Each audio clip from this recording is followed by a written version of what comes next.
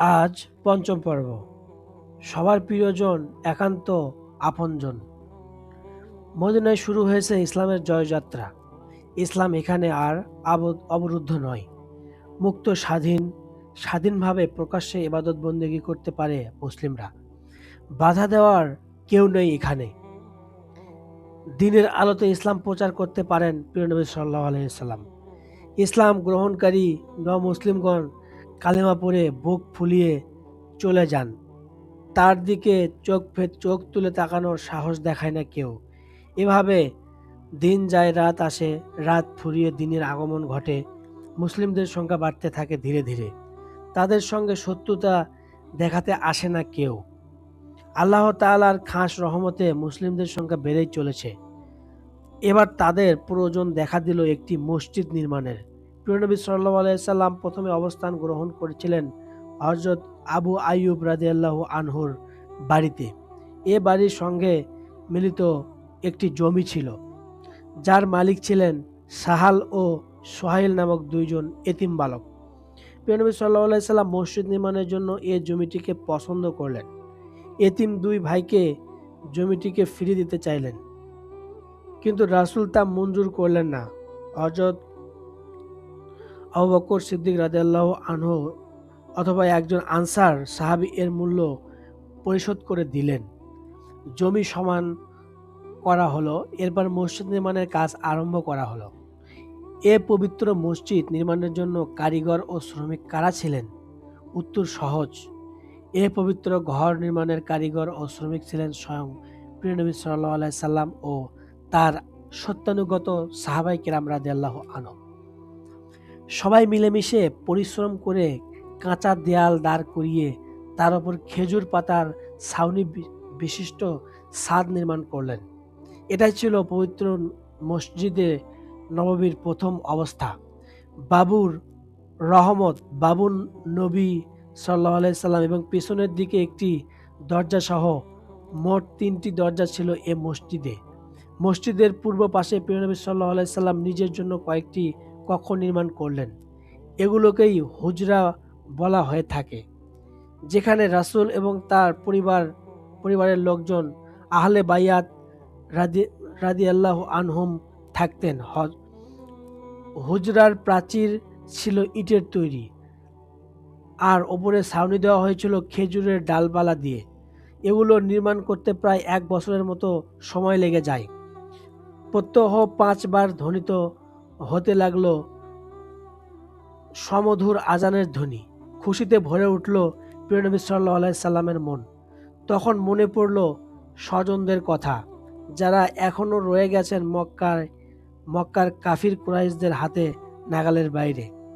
ব্যাকুল হয়ে উঠলেন নবীজির কলিজার টুকরা ফাতেমা ও উম্মে কুলসুমকে দেখার জন্য।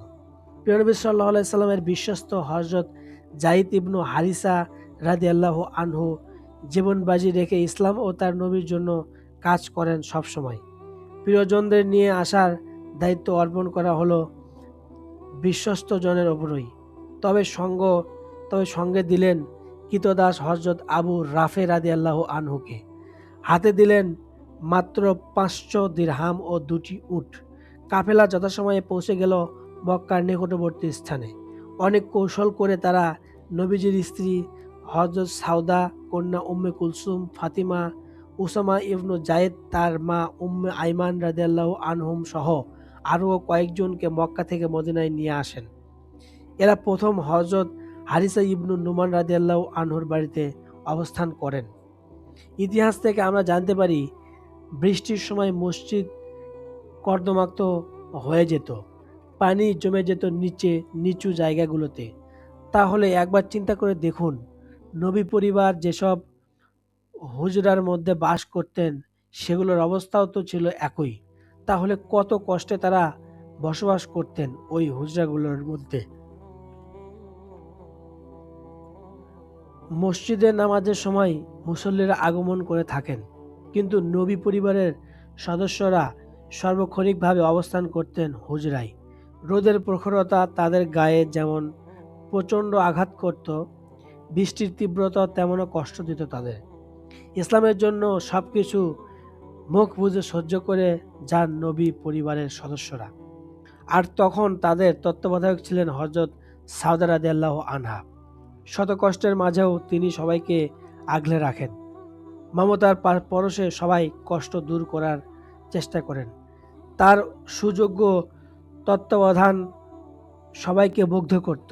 হযরত খাদিজা রাদিয়াল্লাহু আনহার অভাব কিছুটা পূরণ হলেও তার সযত্ন অভিভাবকত্বের মাধ্যমে এভাবে হযরত সাউদা রাদিয়াল্লাহু আনহা হয়ে ওঠেন সবার প্রিয়জন, একান্তই আপনজন।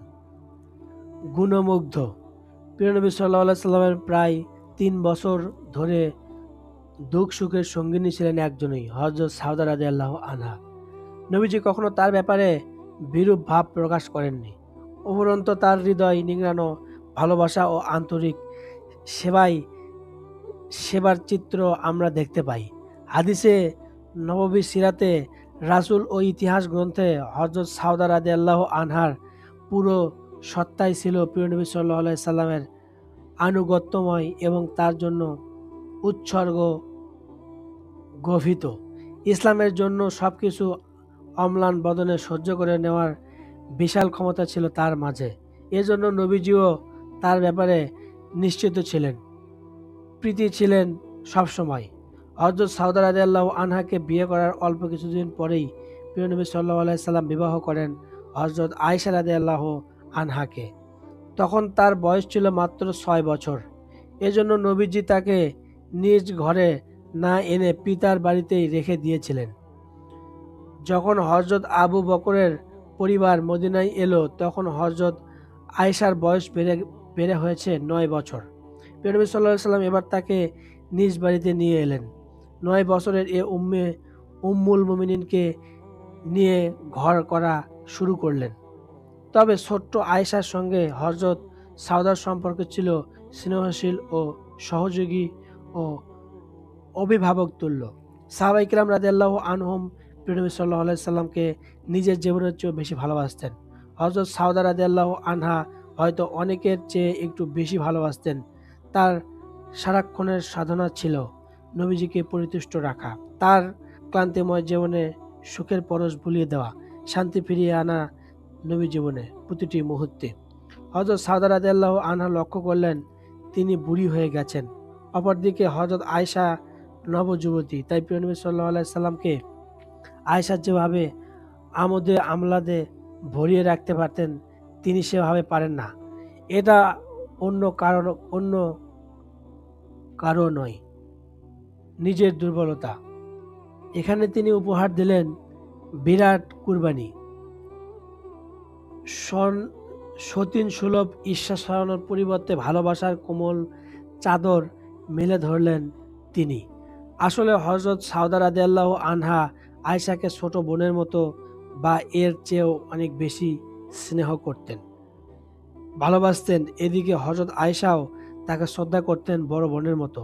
তাই তিনি সিদ্ধান্ত নিলেন আত্মসুখ বিসর্জন দিয়ে হলেও ছোট বোন আয়েশাকে সুখী করবেন। প্রিয় নবী সাল্লাল্লাহু আলাইহি সাল্লামকে সুখী দেখতে নিজের স্বার্থ ত্যাগ করবেন।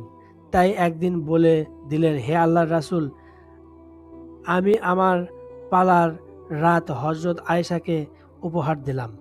আজ থেকে আমার অধিকারের ব্যাপারে আপনি দায়মুক্ত। দুনিয়া ও আখিরাতে আমি আপনার স্ত্রী। আমি কেবল এই পরিচয়টুকুই কামনা করি। অপরদিকে হযরত আয়েশাকে অন্যান্য কাজকর্ম থেকে অবসর দিয়ে তিনি ঘর গৃহস্থলীর যাবতীয় দায়িত্ব পালন করেন। নবীজির এতিম সন্তানদের লালন পালন করতে থাকেন আদর, সোহাগ ও পরম যত্নে। এতিম সন্তানদের লালন পালন করতে থাকেন আদর, সোহাগ ও পরম যত্নে। কোনো নারীর থেকে এমন ত্যাগ পৃথিবীবাসী এর আগে দেখেছে কিনা সন্দেহ আছে। প্রিয় নবী সাল্লাল্লাহু আলাইহি সাল্লামের ঘরে হযরত সাউদা রাদিয়াল্লাহু আনহার কোনো সন্তান হয়নি। তবে যতটুকু জানা যায় পূর্ব স্বামী হযরত সাকরান ইবনু আমর রাদিয়াল্লাহু আনহুর ঘরে তার একটি ছেলে ছিল। তার নাম ছিল হযরত আব্দুর রহমান ইবনু সাকরান রাদিয়াল্লাহু আনহু। তিনি পারস্যের জালুলা যুদ্ধে শাহাদাত বরণ করেন। হযরত সাউদা রাদিয়াল্লাহু আনহার ব্যাপারে হযরত আয়েশা বললেন, প্রিয় নবী সাল্লাল্লাহু আলাইহি সাল্লামের স্ত্রীদের মধ্যে হযরত সাউদাই ছিলেন সবচেয়ে বেশি উচ্চতা বিশিষ্ট ও স্থূলকায়, এজন্য সহজেই লোকেরা তাকে শনাক্ত করতে পারত। হযরত আয়েশা রাদিয়াল্লাহু আনহা ছিলেন হযরত সাউদার গুণমুগ্ধ। এমনকি হযরত সাউদার মতো প্রশস্ত হৃদয়ের অন্য কোনো নারীকে হয়তো তিনি কখনো দেখেননি।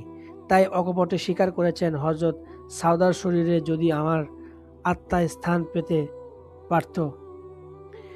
একজন সফল মানুষের কথা, পর্দা ও শালীনতা মহৎ গুণ। এ গুণ বাড়িয়ে দেয় মানুষের মর্যাদা। ইসলামী সমাজ ব্যবস্থার মূল ভিত্তি পর্দা ও শালীনতা। মানুষের দেহের কুপ্রবৃত্তি দমনে অগ্রণী ভূমিকা পালন করে পর্দা ও শালীনতা। একটি সুখী, সমৃদ্ধ, সুন্দর ও শান্তিময় সমাজ গঠনে পর্দা ও শালীনতা অপরিহার্য। মার্জিত বেশভূষা, আচার আচরণ ও রুচিশীল চলন সৌন্দর্যমণ্ডিত করে মানব জীবনকে। পক্ষান্তরে অশ্লীলতা কুপ্রবৃত্তি জাগিয়ে তোলে মানুষের জীবনে। ফলে মানুষ তখন আর সৃষ্টির শ্রেষ্ঠ জীব থাকে না, যে কোনো অন্যায় কাজ করতে দ্বিধাবোধ করে না। এভাবেই সে হয়ে যায় নিকৃষ্ট সৃষ্টি। পবিত্র কোরআনের ভাষায় পশুর মতো বা তার চেয়েও অধম। শালীনতার অভাবে মানব সমাজে অশ্লীলতা ভয়াবহ রূপ ধারণ করে। পোশাক পরিচ্ছদ, শালীনতার অভাবে সমাজে অশ্লীলতার বিস্তার ঘটে। ইফটিজিং, জিনা, ব্যভিচার, ধর্ষণ সহ নানা রকম পাপ কাজ সংগঠিত হয়ে যায়। এর মাধ্যমেই সমাজে ছড়িয়ে পড়ে মারামারি, হানাহানি ও হত্যাকাণ্ডের মতো অপরাধ। ব্যক্তির মাঝে সৌন্দর্য, উন্নত রুচিবোধ, লজ্জাশীলতা, নম্রতা, ভদ্রতা প্রভৃতি গুণাবলী অনুপ্রবেশের মাধ্যমে শালীনতার প্রকাশ ঘটে। এ কারণে ইসলামে নারীর পুরুষ উভয়কেই পর্দা ও শালীনতা বজায় রাখার জন্য নির্দেশ দেওয়া হয়েছে। নিরাপদ দূরত্ব বজায় রেখে চলতে নির্দেশ দেওয়া হয়েছে কঠোরভাবে। তখনও ইসলামের পর্দার বিধান জারি হয়নি, কিন্তু উম্মাহাতুল মুমিনিনদের জন্য ঘরের বাইরে যাওয়া সহনীয় নয়। হযরত উমর রাদিয়াল্লাহু আনহু এরকম মনোভাব পোষণ করতেন। অবশ্য তাদের বাইরে যাওয়ার মতো মনোভাব ছিল না, কিন্তু প্রাকৃতিক প্রয়োজনে অথবা অতি ভোরে বাইরে যেতেই হতো। কি আর করা, না গিয়ে উপায় নেই। এ ব্যাপারে নির্দেশনা প্রদানে প্রিয় নবী সাল্লাল্লাহু আলাইহি সাল্লামের কাছে ওমর রাদিয়াল্লাহু আনহু দাবি জানাতেন। যেহেতু আল্লাহ তাআলার পক্ষ থেকে কোনো নির্দেশ আসেনি, তাই তিনি চুপ করে থাকতেন। আবার সে সময় আরবের কোনো ঘরের মধ্যে টয়লেট বানানোর রেওয়াজ ছিল না, এমনকি বসত ঘরে টয়লেট থাকাকে ভালো মনে করা হতো না। আরবের লোকেরা তাই প্রাকৃতিক পূরণার্থে বাইরে যেতে বাধ্য ছিল সবাই। একদিনের ঘটনা, হযরত সাউদা রাদিয়াল্লাহু আনহা বাইরে যাচ্ছিলেন। হযরত উমর রাদিয়াল্লাহু আনহু তাকে দেখে ফেললেন। সতর্ক করার জন্য বললেন, হে উম্মুল মুমিনিন, আমি তো আপনাকে চিনে ফেলেছি। হযরত সাউদা রাদিয়াল্লাহু আনহা ভীষণ লজ্জা পেলেন, সঙ্গে সঙ্গে রাগও হলেন। হযরত উমরের বিরুদ্ধে নালিশ জানালেন। প্রিয় নবী সাল্লাল্লাহু আলাইহি সাল্লাম এরপর সকাশে এ ঘটনার প্রেক্ষিতে পর্দার আয়াত নাজিল হলো। হে নবী, আপনি আপনার পত্নী, কন্যা ও মুমিনদের স্ত্রীদের বলে দিন, তারা যেন তাদের চাদরে কিছু অংশ মাথার দিকে থেকে নিজেদের ওপর টেনে নেয়। এতে তাদের চেনা সহজ হবে, ফলে তাদের উত্ত্যক্ত করা হবে না। আল্লাহ ক্ষমাশীল, পরম দয়ালু। হযরত আব্দুল্লাহ রাদিয়াল্লাহু আনহু থেকে বর্ণিত, প্রিয় নবী সাল্লাল্লাহু আলাইহি সাল্লাম বলেন, নারী জাতি পর্দায় গুপ্ত থাকা সত্তা, কিন্তু যখনই তারা পর্দার বাইরে আসে তখন শয়তান তাদের দিকে ঝুঁকে পড়ে। আবার পুরুষকেও পর্দার হুকুম মেনে চলতে হবে। পবিত্র কোরআনে পুরুষকে প্রয়োজনীয় পর্দা রক্ষা করে চলতে বলা হয়েছে। সুতরাং পুরুষ হৈ হৈ করে ঘরে ঢুকে পড়বে না, বরং সে পর্দার প্রতি শ্রদ্ধাশীল হয়ে কাজ করবে। এ বিষয়ে আল্লাহ তাআলা ইরশাদ করেন, হে নবী, আপনি মুমিনদের বলুন, তারা যেন তাদের দৃষ্টিকে সংযত করে এবং লজ্জাস্থানের হেফাজত করে। এটাই তাদের জন্য অধিকতর পবিত্রতা। তারা যা করে আল্লাহ তাআলা সে বিষয়ে অবহিত। হযরত সাউদা রাদিয়াল্লাহু আনহার মধ্যে সরলতা বেশি ছিল। কখনো কখনো তার কথায় প্রিয় নবী সাল্লাল্লাহু আলাইহি সাল্লাম হেসে দিতেন। একদিন তিনি নবীজিকে বললেন, হে আল্লাহর রাসূল, কাল রাতে আমি আপনার সঙ্গে নামাজে দাঁড়িয়েছিলাম। আপনি এত লম্বা সময় রুকুতে ছিলেন যে আমার মনে হয়েছিল নাক দিয়ে হয়তো রক্ত ঝরে পড়বে। এ কারণে আমি দীর্ঘক্ষণ নাক চেপে ধরে রেখেছিলাম। তার কথা শুনে প্রিয় নবী সাল্লাল্লাহু আলাইহি সাল্লাম হেসে ফেললেন। এটা অবশ্য হযরত সাদা রাদিয়াল্লাহু তাআলা আনহুর জন্য গর্বের বিষয় ছিল যে তার মাধ্যমেই ইসলামের এত বড় একটি বিধান নাজিল হয়েছে। এ পর্দা না থাকলে মানব সমাজে ছড়িয়ে পড়ত অশ্লীলতা ও জিনা ব্যভিচার। তার মাধ্যমেই মানব সভ্যতা মুক্তি পেয়েছে এমন ধ্বংসাত্মক বিষয় থেকে। এই হিসেবে হযরত সাদা রাদিয়াল্লাহু আনহা ছিলেন একজন সফল মানুষ। ফিতনা সচেতন রমণী। ইসলামী আকিদা বিশ্বাস অনুসারে দাজ্জালের আগমন ঘটবে কিয়ামতের আগ মুহূর্তে। দাজ্জাল শয়তানি শক্তির প্রতীক হয়ে এসে বিপর্যয় সৃষ্টি করবে পৃথিবীতে। সে বিভ্রান্ত করার চেষ্টা করবে মানুষকে। তাই দাজ্জালকে নিয়ে মুমিনের হৃদয়ে নানা প্রশ্ন উকি দেওয়াই স্বাভাবিক। মুমিন ফিতনা থেকে দূরে থাকে সবসময়। সহজ সরল হযরত সাউদা রাদিয়াল্লাহু আনহা ছিলেন এ ব্যাপারে অনেক বেশি সচেতন। এজন্য ফিতনা থেকে সবসময় তিনি দূরে থাকতে চাইতেন। কিয়ামতের আগে মুমিনের জন্য মারাত্মক হলো দাজ্জালের ফিতনা। হাদিসে নববীতে এর থেকে বেঁচে থাকার ব্যাপারে সাবধান বাণী উচ্চারণ করা হয়েছে অনেকবার। হযরত নাওয়াস ইবনু শামআন রাদিয়াল্লাহু আনহু বলেন, আমরা বিকেলে রাসূলুল্লাহ সাল্লাল্লাহু আলাইহি সাল্লামের কাছে এলাম। তিনি আমাদের মাঝে দাজ্জালের ভীতির চিহ্ন দেখে বললেন, তোমাদের এ কি অবস্থা? আমরা বললাম, ইয়া রাসূলুল্লাহ, আপনি সকালে দাজ্জালের আলোচনা করেছিলেন এবং বিষয়টির ভয়াবহতা ও নিকৃষ্টতা এমনভাবে উল্লেখ করেছিলেন যে আমার মনে হচ্ছিল যে সে বুঝি খেজুর বাগানের কিনারে এসে হাজির।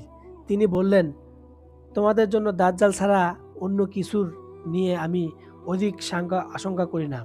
তোমাদের মাঝে আমার জীবদ্দশায় যদি তার আবির্ভাব হয় তবে আমি তোমাদের পক্ষে তার বিরুদ্ধে বিতর্কে জয়ী হব। আর আমি যদি তোমাদের মাঝে না থাকি তখন যদি সে বের হয় তবে প্রত্যেক ব্যক্তি তার নিজের পক্ষে তার বিরুদ্ধে বিতর্ককারী হবে।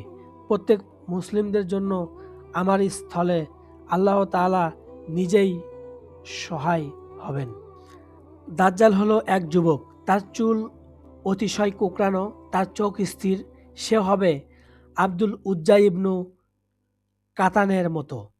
তোমাদের কেউ যদি তাকে পায় তাহলে সে যেন সূরাতুল কাহাফের শুরুর আয়াতগুলো তিলাওয়াত করে। তিনি আরও বলেন, শাম ও ইরাকের মধ্যবর্তী অঞ্চল থেকে সে বের হবে। ডান দিক ও বাম দিক থেকে সে ফিতনা ফাসাদ সৃষ্টি করে ফিরবে। আল্লাহ তাআলা বান্দাগণ, তোমরা দৃঢ় থাকবে। আমরা বললাম, ইয়া রাসূলুল্লাহ, সেদিনটি হবে 1 বছরের মতো বড়। সেদিন কি একদিনের নামাজ আমাদের জন্য যথেষ্ট হবে? আপনি কি মনে করেন? তিনি বললেন, না, তোমরা এর জন্য স্বাভাবিক দিনের পরিমাণ আন্দাজ করে নেবে এবং সেই হিসেবে নামাজ আদায় করবে। আমরা বললাম, ইয়া রাসূলুল্লাহ, পৃথিবীতে তার গতি কত দ্রুত হবে? তিনি বললেন, বায়ুতাড়িত মেঘমালার মতো। কোনো সম্প্রদায় এক সম্প্রদায়ের কাছে আসবে, সে নিজের দলে ডাকতে থাকবে, কিন্তু তারা তাকে অস্বীকার করবে এবং তার দাবি প্রত্যাখ্যান করবে। তখন তাদের থেকে ফিরে আসবে এবং তারা আর তার পিছে তাদের সব সম্পদ চলে আসবে। তাদের হাতে আর কিছুই থাকবে না। তারপর সে যাবে আরেক সম্প্রদায়ের কাছে। সে তাদের নিজের দিকে ডাকবে, তারা তার কথা গ্রহণ করবে এবং তাকে সত্য বলে স্বীকার করে নেবে। তখন সে আকাশকে বৃষ্টি বর্ষণ করতে নির্দেশ দেবে। সে অনুযায়ী বৃষ্টি নামবে। জমিনকে সে উদ্ভিদ জন্মাতে নির্দেশ দিবে, ফলে জমিনে ফসল হবে। বিকালে তাদের পশুগুলো পূর্বের চেয়েও লম্বা, কুঁজ বিস্তৃত, নিতম্ব, দুগ্ধপুষ্ট, ওলান বিশিষ্ট হয়ে ফিরে আসবে। এরপর সে এক বিরান ধ্বংসস্তূপে আসবে। সেটিকে লক্ষ্য করে বলবে, তোমরা ধন ভাণ্ডার বের করে দাও। তারপর সে এখান থেকে ফিরে আসবে। আর যেখানে সাধারণ মৌমাছিরা রানী মৌমাছিকে ঘিরে ধরে, সেভাবে সব ধনভাণ্ডার তার অনুসরণ করবে। এরপর সে যৌবনে পূর্ণ এক তরুণ যুবকে তার দিকে আহ্বান জানাবে। তাকে সে তলোয়ারের আঘাতে দ্বিখণ্ডিত করে ফেলবে। পরে তাকে ডাকবে। যুবকটি জীবিত হয়ে রহস্যজ্জ্বল চেহারা নিয়ে এগিয়ে আসবে। এমত অবস্থায় হযরত ঈসা আলাইহিসসালাম দুজন ফেরেশতার পাখায় হাত রেখে শ্বেত শুভ্র মিনারার কাছে পূর্ব দামিশকে অবতরণ করবেন। তার মাথা নিচু করলে পানি ঝরতে থাকবে আর তার উঠানোর মতির মতো ফোঁটায় ফোঁটায় পড়বে। প্রিয় নবী সাল্লাল্লাহু আলাইহি সাল্লাম বলেন, যাকেই তার শ্বাস প্রশ্বাস স্পর্শ করবে সেই মারা যাবে। চক্ষু দৃষ্টি যেখানে গিয়ে শেষ হবে সেখান পর্যন্ত তার নিঃশ্বাসের বাতাস পৌঁছাবে। তিনি দাজ্জালকে তালাশ করবেন এবং লুদ্দ বাইতুল মাকদাসের নিকটবর্তী একটি শহর এর নগরের দরজায় কাছে তাকে পাবেন। তাকে তিনি হত্যা করবেন। হযরত সাউদা রাদিয়াল্লাহু আনহা একবার হযরত আয়েশা ও হযরত হাফসার সঙ্গে কোথাও যাচ্ছিলেন। তারা একটু কৌতুক করে বললেন, আপনি কি কিছু শুনেছেন? তিনি সরল মনে প্রশ্ন করলেন, কোন বিষয়ে? তারা আরেকটু মজা করে বললেন, দাজ্জালের বিষয়ে। সে নাকি বের হয়েছে। পাশেই একটু তাঁবুর মধ্যে কিছু লোক আগুন পোহাচ্ছিল। হযরত সাউদা রাদিয়াল্লাহু আনহা তাদের মধ্যে ঢুকে পড়লেন। তারা দুজন হাসতে হাসতে প্রিয় নবী সাল্লাল্লাহু আলাইহি সাল্লামের কাছে গিয়ে বললেন তাদের কৌতূহলের কথা। নবীজি এসে তাঁবুর দরজায় দাঁড়িয়ে বললেন, সাউদা বেরিয়ে এলো, দাজ্জাল এখনো বের হয়নি। তখন হযরত সাউদা বেরিয়ে এলো। দেখা গেল তার গায়ে মাকড়সার জাল লেগে আছে। তিনি বাইরে এসে পরিষ্কার করতে লাগলেন। একজন সরল মানুষ। হযরত সাউদা বিনতে জামা রাদিয়াল্লাহু আনহা সরলতা বহু ঘটনা আছে। একবার প্রিয় নবী সাল্লাল্লাহু আলাইহি সাল্লামের নিজের জন্য মধুকে হারাম করে নেন। এর পেছনে ছিল দাম্পত্য জীবনের একটি মধুর ঘটনা। আর ওই ঘটনার সরলতা বশত হযরত সাউদাই জড়িয়ে পড়লেন হযরত বলে অনেকের ধারণা। একদিন হযরত জয়নব রাদিয়াল্লাহু আনহার কাছে একটু বেশি সময় অতিবাহিত করলেন। এ সময় মধুপান করলেন। এতে আমার সঙ্গে ঈর্ষা মাথাচাড়া দিয়ে উঠল। তখন আমি হাফসা রাদিয়াল্লাহু তাআলা আনহার সঙ্গে পরামর্শ করে স্থির করলাম, তিনি আমাদের মধ্যে যার কাছে আসবেন সেই বলবে আপনি মাগাফির পান করেছেন। সে মতে পরিকল্পনা অনুযায়ী কাজ হলো। প্রিয় নবী সাল্লাল্লাহু আলাইহি সাল্লাম যার কাছে প্রবেশ করলেন তিনি বললেন, আপনি মাগাফির পান করেছেন?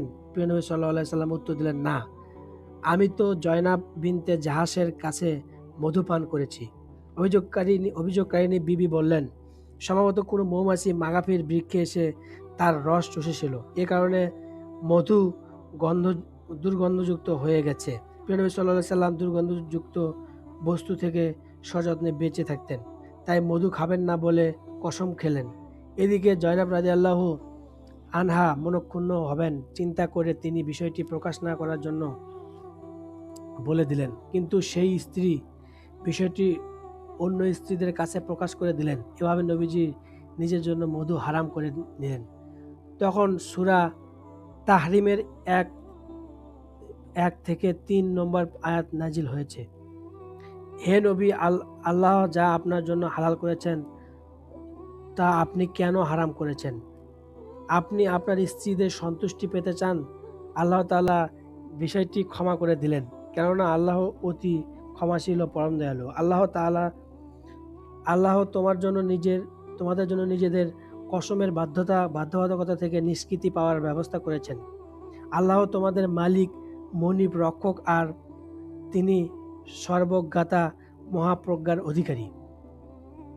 স্মরণ করো যখন নবী তার স্ত্রীদের কোনো একজন গোপনে একটি কথা বলেছিল, অতঃপর সেই স্ত্রী যখন তা অন্য একজনকে জানিয়ে দিল, তখন আল্লাহ এই ব্যাপারটি নবীজিকে জানিয়ে দিলেন। তখন নবী তার স্ত্রীর কাছে কিছু কথার উল্লেখ করলেন আর কিছু কথা ছেড়ে দিলেন। তিনি যখন তার স্ত্রীকে জানালেন, তখন সে বলল, আপনাকে এটা কে জানিয়ে দিল? তিনি বললেন, আমাকে জানিয়ে দিলেন তিনি সর্বজ্ঞাতা, ওয়াকিবহাল। উক্ত ঘটনার ফাঁসকারিণী হিসেবে হযরত সাউদা বিনতে জামা রাদিয়াল্লাহু আনহা নামও বলা হয়। আসলে এটা হয়েছিল তার অতিশয় সরলতার জন্য। উল্লেখিত ঘটনায় প্রিয় নবী সাল্লাল্লাহু আলাইহি সাল্লাম কসম খেয়েছিলেন। আয়াত নাজিল হওয়ার পর তিনি কসমের কাফারা হিসেবে একটি গোলাম মুক্ত করে দেন।